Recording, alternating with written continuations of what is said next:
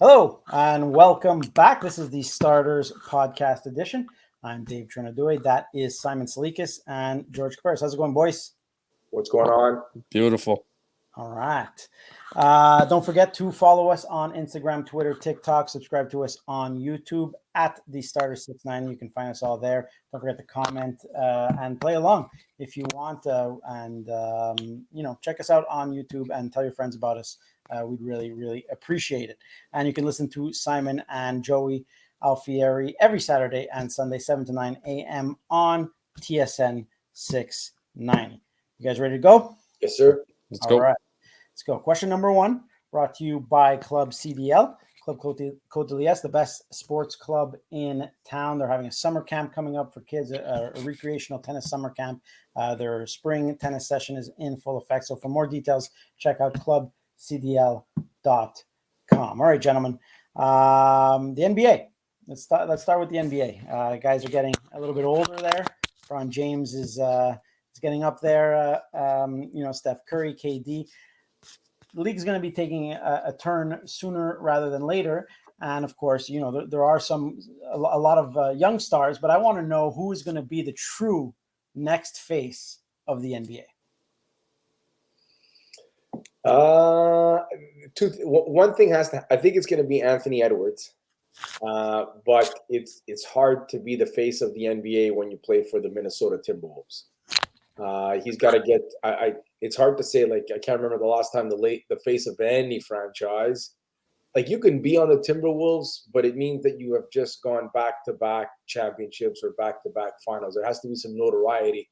People need to know you from all over the world, right? So they don't have that just yet. I think they're one of the top 2 or 3 seeds in the West. They haven't really had any extensive playoff success. I got to put Edwards on that list really high. I'd like this. I don't want to see him out of Minnesota because I don't want to see that market lose another great player, right?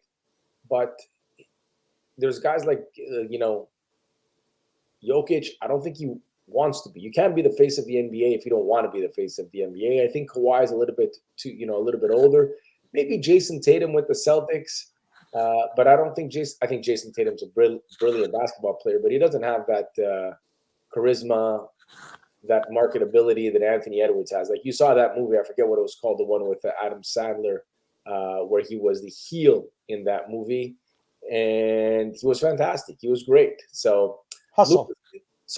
Hustle. Yeah. So he was great in that movie, and I don't really think he was playing out of character in that movie either. I think he was just playing himself. I like Luka in the mix as well. It's hard, maybe Giannis. Are we at the point that we can see a European player be the face of the league? Sure, why not? I believe they've won 5 consecutive MVPs now.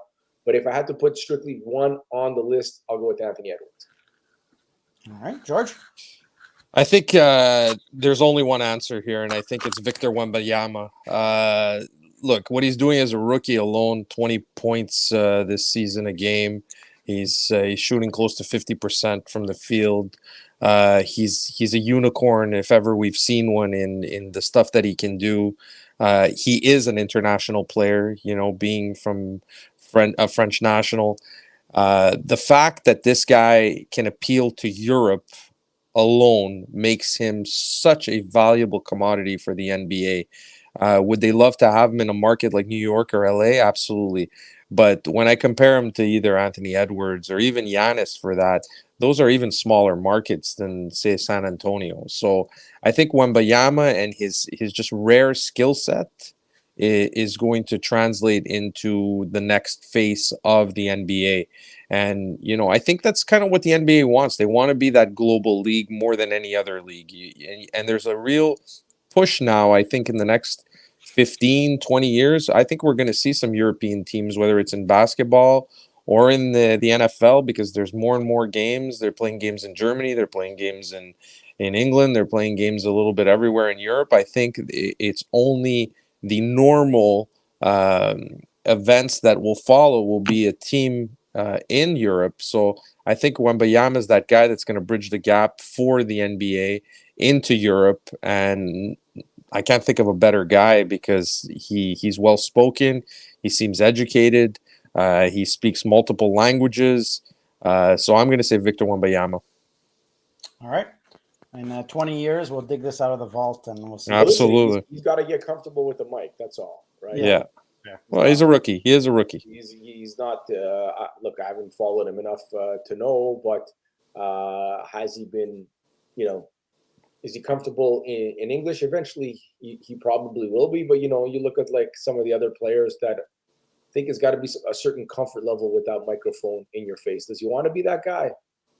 We will see. It seems that I think he's perfect in San Antonio because eventually they're going to get it right. But just got to see how he is on that microphone. That's all. He can't be the best heel in the WWE or WWF or any wrestling. No matter how good of a wrestler you are, the guys that went over the top were the guys that were able to handle the microphone. Fair enough. Unless you get like a Paul Heyman or a Paul Bearer to come talk for you. You know what I mean? I don't think it works that way, Dave. No, it doesn't work. Oh, all right. Would have been cool though. Yeah. All right. We'll go to question number 2, brought to you by Cunningham's Pub, who are hosting their second annual Irish charity luncheon on March 14th. So it's your last chance really to get your tickets. For $45, you get a good meal. You can get fish and chips, Guinness Irish stew, or corned beef sandwich with beer or wine. And $10 from each tickets go to the Nova West Island. So check them out, Cunningham's Pub on Instagram or on Facebook. Find them on Facebook, and it's a great cause. And I mean, they're always in the thick of things here in the St. Patrick's season. All right, so let's talk soccer for question number 2. The MLS season in full effect. CF Montreal playing Orlando to a 0-0 draw to open the season, and then they defeat FC Dallas 2-1. I just want to know, guys, what is your level of optimism regarding this upcoming CF Montreal season? It's not great. I'm not going to lie to you. And I think the results aren't so bad thus far. However, if you look at what they've spent compared to other teams in the MLS, they're at almost the bottom, if not the last team. Grayson Duty doesn't move the needle for me. I think they're heavily relying on what Joseph Martinez can bring to the team this year, and if he's going to be the source of goal scoring, I just don't think there's enough around Martinez for this team to be competitive. Maybe competitive, but not be one of the upper echelon teams. I just think they need more. They just need more players. They need a deeper bench. They got to get another midfielder. The exodus has been pretty severe if you look back in the last 3-4 years, and that's a testament to how well they've done actually in cultivating players, because they were able to sell a few players and actually maybe get out of the red in the last few years. So cautiously optimistic we'll do this, but I don't think they're going to be an upper echelon team. They'll be a middle of the pack team, hopefully getting into the playoffs, and who knows then, but I'm not confident in them being a championship MLS team this year. Look, last year they were, I think, 2 years ago they were the best road team in MLS. I think they broke records, and then last year they became one of the worst teams in MLS history by pretty much picking up the most minimal of points. And all that, if they win their last game of the season, they get into the postseason. I think this club is better than last year's club. And last year's club fell a few points short. Although I didn't know this, I was away from the athletic world today, that Opoku was out for 8 to 10 weeks. I'm not going to say that's a massive blow, but that's a blow. They went and got him last year. He kind of fit in the lineup, got a couple of goals, brings a certain element of speed and stuff like that. The Josef Martinez acquisition, I think, is fantastic, but not if you have him starting every single game and hoping that he can play 90 minutes. I think that part is gone. I like what we've seen early in the season. Some said he wouldn't be ready to go week number 1 or week number 2. He was, and he came in for some spot duty, came in, scored a goal, the winning goal in game number 2. So now you're pressing him up a little bit higher in the lineup. Where do you get the goals? Jules Anthony Vincent, the young kid, from the city. He scored a very nice goal. He's getting a little bit more comfortable. This is the perfect opportunity for him to start showcase himself with CF Montreal. Maybe at some point, Mauro Biello and Team Canada take a look. He finds himself on a roster. Hey, man, maybe he finds himself a couple of minutes in some, hopefully Canada wins and they get into Copa America, and you can get him some minutes leading up to that tournament and maybe in that tournament. But the one thing, and I've watched both matches, Sirois has been fantastic. Nobody's going to mention this across any MLS landscape. Nobody's going to give this guy any minutes, any talk. The guy's been fantastic in 2 games. Now, the one saving grace for them is maybe they got a special one in nets. Like, maybe he's, he doesn't go and dominate or play in England or anything like that, but maybe they have themselves, a fantastic MLS goalkeeper. Maybe he gets a minute, gets a cup of coffee with Team Canada. I don't know. He's young. He's very young, actually, when it comes to goalie standards.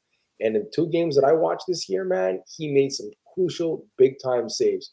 It's got to get a little bit better in front of him with Waterman and Campbell and the group of defenders. I think it will. I think from just reading and everything else on social media, the podcasts and all that, seems like the coach is pretty popular with this group, which wasn't the case last year. So maybe a more motivated bunch, a more interested bunch in listening to what their coach puts out there. So I'm going to say positive here. Don't think they're flirting with the top of the Eastern standings, but I'd be disappointed if it wasn't a playoff team.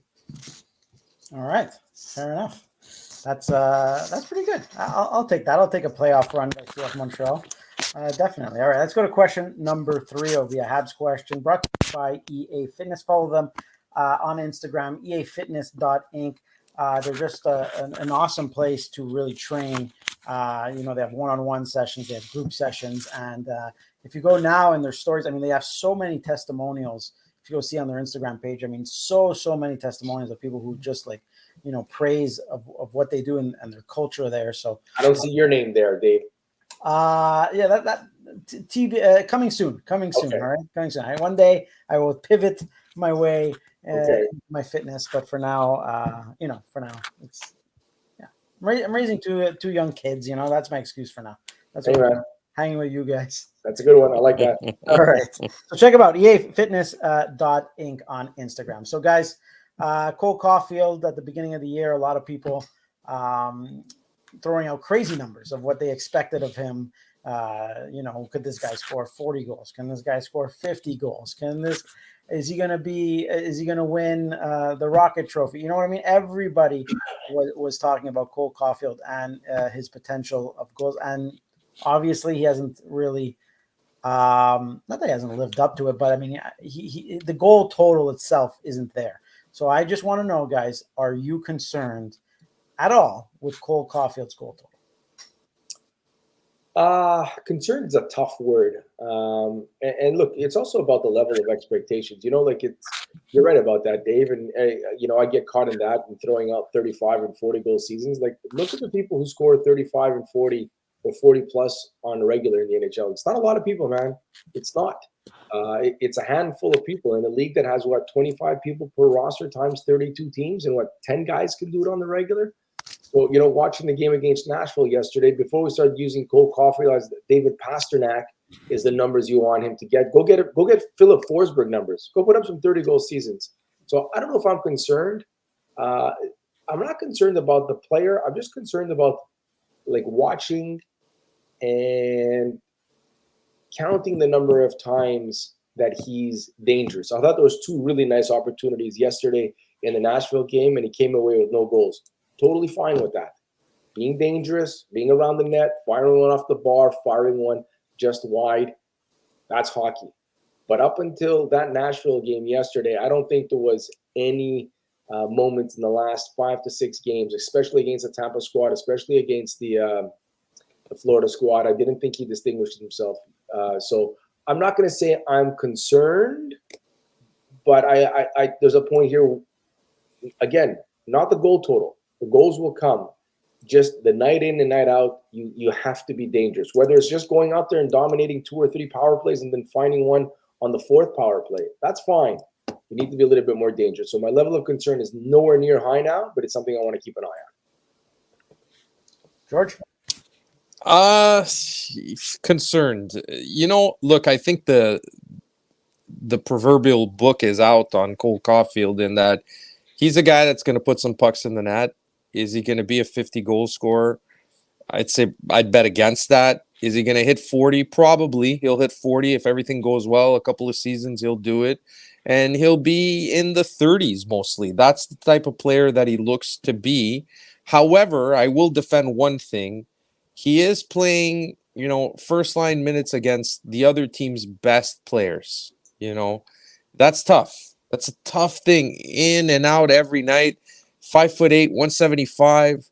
Is he put in a position to be, the offensive scoring machine, or is he asked to play a 200-foot game? I think he's asked to play a 200-foot game in Martin St. Louis' system right now. And I think if you can maybe surround him with, a big winger that can score, like Slafkovsky turns into that guy, and he's the guy that maybe produces 35 points, then you could alleviate some of the burden that is on Cole Caufield right now to play that 200-foot game, and he can concentrate a little bit more on the offensive zone, and then he can be maybe a 40-goal guy every other season, But the issue right now is I think there's not enough around him really to help him. Suzuki is better than what I thought. He's a great player. He's a fantastic player, but Slafkovsky's not there yet. So with Slafkovsky not there, Caufield's not going to be the 35, 40 goal guy until that happens. And if it's not Slafkovsky, it's got to be somebody else, because you can't have a trio. Even at McDonald's, it doesn't work if you order a trio and you get half a fry. You need the full fry. Am I right here, Simon? Yeah, right. You need the full fry. So until you get the full trio, it's going to be lacking somewhere. And I think where it's lacking right now is Cole Caufield's goal scoring. And it's a clear correlation with not having the other guy on the other side producing. And until they change that, Cole Caufield's numbers are going to be a little bit down. But I don't think Cole Caufield's ever going to be, Austin Matthews or anybody close to that. He's not that guy. He's, who does he compare to? DeBrincat, maybe? We'll see. Wow. DeBrincat's a 40-goal scorer. Yeah, regular. But that's best case scenario. Yeah, okay. Fair enough. All right, let's move on to question number 4. We'll stick with the NHL. It's brought to you by Fresh MTL on Instagram. Again, I just go look at their Instagram page almost every day because they have such good food there. And it's not just like it's healthy food, but it's good healthy food. There's wraps, there's salads, but there's desserts. There's everything you could possibly need. So, Simon, did you go there today? Did you go there recently? Where'd you? I was there on a Tuesday because one of the things I like to do on Tuesdays is have one workout, have their protein shakes, and thank them for putting on. They always have the NFL Network on. So after a miserable workout, because I hate going to the gym and I hate working out, I have myself a protein shake. This time it was the Morning Dave and it was the Morning Booster, and they had the NFL Network. So at that point, I was in heaven. No problems at that point. Beautiful day. That's a great way to start the day. Shake and the NFL Network. Nothing wrong with that. All right, check them out. Fresh MTL on Instagram. All right, so we've seen this in a lot of leagues, right? A lot of leagues are expanding their playoffs. And with the NHL playoffs coming up, I just want to know, the NHL's expanded. They're 32 teams now as opposed to 30. Who knows what that number gets to, but as of now, 16 teams make the NHL playoffs. I just want to know, guys, should the NHL consider expanding those playoffs? Yeah. I hate the traditionalist, if you want, that I keep hearing that. I'm a traditionalist. Well, it doesn't work anymore. The game has changed. It's a completely different game. You go back to the 80s and you can see the chest hairs on the goalies. It's not the same game here, guys. So I think, is it going to be gimmicky a little bit like basketball? I don't find it gimmicky. I think basketball does it right. They create a little bit of excitement even for those 8-9 teams. Do you have to make it 20 teams? Do you have to make it 24 teams? I don't really know, but why not? Do we really think a 23rd ranked team is going to be able to go through an extra round in the playoffs and 4 more rounds and win the Stanley Cup? If they do, they deserve it. I don't know what to tell you. So for sure, it does water down the regular season. That's one of the unfortunate side effects, that if you decide to do more teams in the playoffs. But I believe doing this at least keeps interest, and also it does the number one thing, guys, that the players want and the owners want is put more money in their pockets. So that's why I think it's going to be a go. It's going to happen, and they should do it. Simon? Yeah, I'm just looking down here for a second on my phone, and I was just, let's the way the NBA has the play-in with a couple of teams, and they throw them into the playoff mix. So right now, let's just say the 2 wildcard teams are the Wings and the Lightning, and then the 4 teams below them, if you want to go 4 deep, right? Or maybe you want to go less than that, whatever the case is. But the Islanders, the Capitals, the Penguins, and the Devils, I wouldn't mind seeing a play-in game if the Devils got healthy at the end of the year and they made the playoffs. Saw LeBron last year get into the play-in as a Laker fan, and I saw them go all the way to the conference final. I didn't have a problem with that. It was intriguing. Like, would anybody have a problem if Sidney Crosby backdoored his way into the playoffs and then found himself in a conference final versus the Boston Bruins? I thought that, and then just to continue off that, the Devils are at 62 points, the Sabres are at 62, and the Habs are at 58. So the game yesterday was a massive win for the Canadians if you fast forward a year from now. And they got a game against Carolina tomorrow and a game against Toronto, and they're only 3 or 4 points out of a play-in spot. And I think it matters because it just keeps more people intrigued. Does it take away something from the regular season? I find the regular season is very similar to an outdoor game. The market that is hosting that outdoor game cares. So I care about the Habs in game 55. If some kid in Minnesota doesn't, I don't care. It doesn't bother me. It's about my team and my level of interest. And I think you keep more teams involved till game number 82. The bad teams can be their bad teams, and they'll be fighting for the first pick, first overall. But yeah, I think having more teams come around the playoffs. Look, you saw it with football, man. Football went into week like 15 and 16, and something like my Bears and maybe 4 or 5 other teams were mathematically eliminated. Did anybody care about that? Like, was anybody complaining? Like, was somebody saying, man, it's week 17. I know there's only like 3 weeks of football left, but what I'd really love to see is 9 teams officially eliminated from the playoffs, not just 4 teams. Darn it. Hopefully by next week, though. No, man, more games, more meaningful games, play-ins and all that. The people who say that they're not interested are liars. If the Islanders and the Penguins played in a best of 3 series, I don't know which hockey fan wouldn't watch? What are you doing? You're going to watch the NBA on that night? Really? I have a feeling you're going to watch Crosby versus Roy, or you're going to watch Jack Hughes versus Alex Ovechkin. Ovechkin versus Crosby, best of 3, winner gets in. I'm the only one watching? Is that like the traditionalists are telling me they're not watching? Stop. Meaningful sports, people watch. The World Cup used to consist of what, 4 teams? Used to go to the World Cup 150 years ago. Now we're getting up to 32. The play-in the March Madness was 64 teams my entire life. It is no longer 64 teams. I don't care. I don't complain. Valparaiso is playing Wichita State in the play-in. I may watch. I may not watch, but I don't care. Call me when you're at 64. So it hasn't affected any league by having more teams involved. All right, Dave, I know you hate it.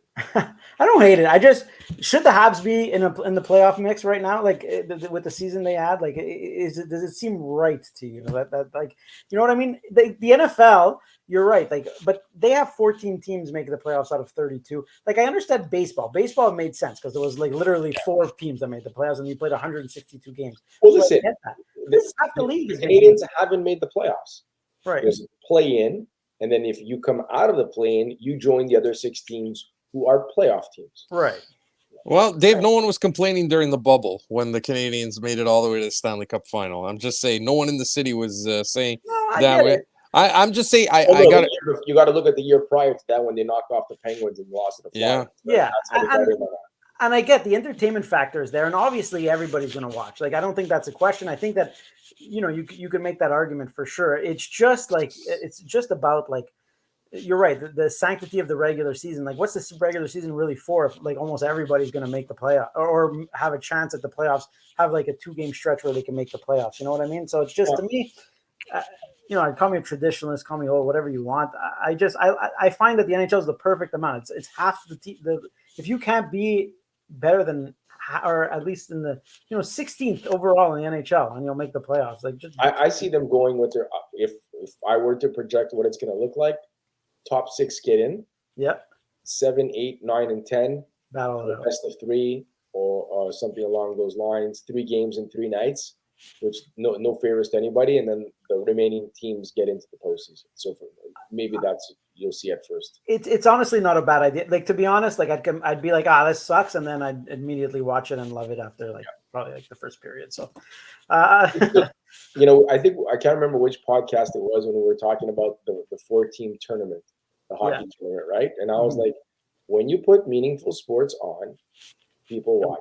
I don't care much for baseball anymore. I watched every pitch between Japan and the United States, and I was there when Shohei Ohtani struck out Mike Trout. If you put meaningful games on my television, I will watch. And the same thing if Canada plays Finland in that 4-team tournament or Canada plays the US, I will be locked in for 60 minutes. So I think when you put meaningful sports out there, people will watch. Fair enough. All right, last question, guys. Brought to you by Resto Vivaldi, best bring your own wine restaurant in all of Montreal, located in Pierrefonds. Check was there last Thursday, Dave? Was there last? Yes. I dropped your name. I've dropped your name. Nice. Did it get you anywhere? Did you tell them the starter sent you? I got the nice table and near the window, near the doors. Very nice. Amazing. What'd you go for? What'd you eat? I think for the first time in my life, I ordered a chicken parmesan. Oh, yeah. Did you like it? It was very good. Excellent. Yeah, really good. The little fried zucchini to start off. Calamari was very good as well. Yeah. I'm not a big wine guy, so I brought 1 bottle of wine. I think I did okay with it. People drank it. It was an excellent dining experience. Fantastic. Awesome. Yeah, so check them out. Resto Vivaldi on Instagram, and tell Steve and Dave that these starters sent you. All right, guys. NHL trade deadline is just a few days away, I guess. So a lot of trades going on today. Even today, Noah Hannaffin's been a lot of people moving. I just want to know which team you think will win the NHL trade deadline. I like what the Vegas Golden Knights did today with the Hanifin acquisition, and just kind of saw it on Twitter. The size of the Vegas blue line, it's just geared for absolute mayhem and playoff hockey. If you're an Oilers fan, you have to make you made their move. Who did they get? I'm drawing a blank. Adam Henrique. Good, nice thing to counter that, because that looks like it's going to be the first round matchup, right? Edmonton versus Vegas, and Vegas has had their numbers, so they loaded up defensively. Edmonton, counters with Adam Henrique. I like that move, but I really like that move for Vegas. A lot of moves were done today. We're filming this 10 o'clock on a Wednesday.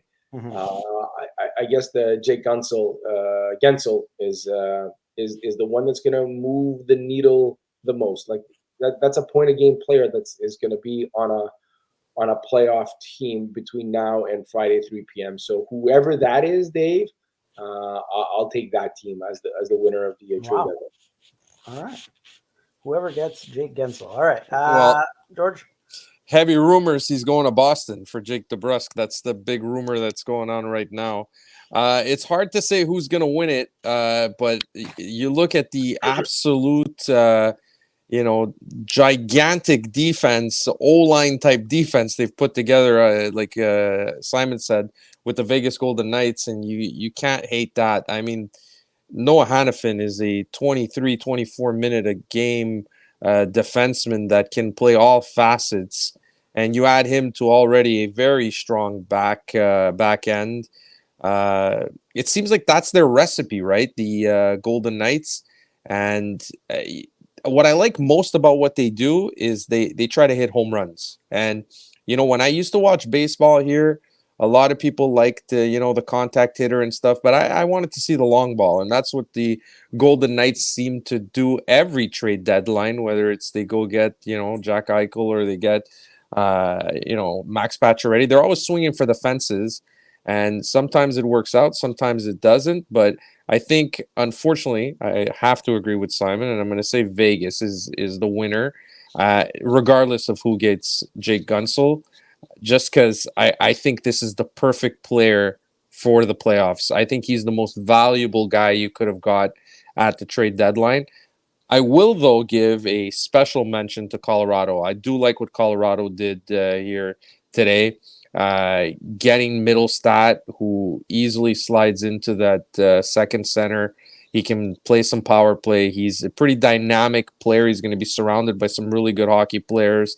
They give up on Bo Byram. I like that deal. And also, the switch for Ryan Johansson, who just seems too slow to be playing in today's NHL. So what you've done is you've got a dynamic kind of speed type player in Casey Middlestat, and what you've given up on is a slower, not producing Ryan Johansson. I like it. I like what Colorado did, but I just think Noah Hannafin is the most valuable player available at the trade deadline beyond even Jake Gunsel. All right. And bonus question, one last thing. Two questions. Yes or no? Jake Allen, is he a member of the Habs on Saturday morning? I'm going to say no. Okay. David Savard? I'm going to say yes. I'm going to say no to both. I think they're both gone. I think they're both gone. I just think they're dealing from a position of power, and we've seen what Ken Hughes can do when he's dealing from a position of power, and it doesn't make sense to keep either at this point with the way the team is right now. You've got too many young defensemen. You've got to play guys. You have to play these young guys. David Savard, although good defenseman, quality guy, he'll help, and you always want to have a couple of veterans to surround your younger players. You already have one of those guys. I don't think if they get even a reasonable offer, Savard's gone, and Allen is 1,000% gone. All right, you guys said it best. We'll reconvene next week and see who was right on this show. Thank you all for listening. Check out these starters on Instagram, Twitter, TikTok, Facebook, and YouTube at These Starters 690. Check us out there. Thank you all for listening. Don't hesitate to comment below with answering the questions yourselves, and see you next week. Thanks, boys. Have a good night, boys.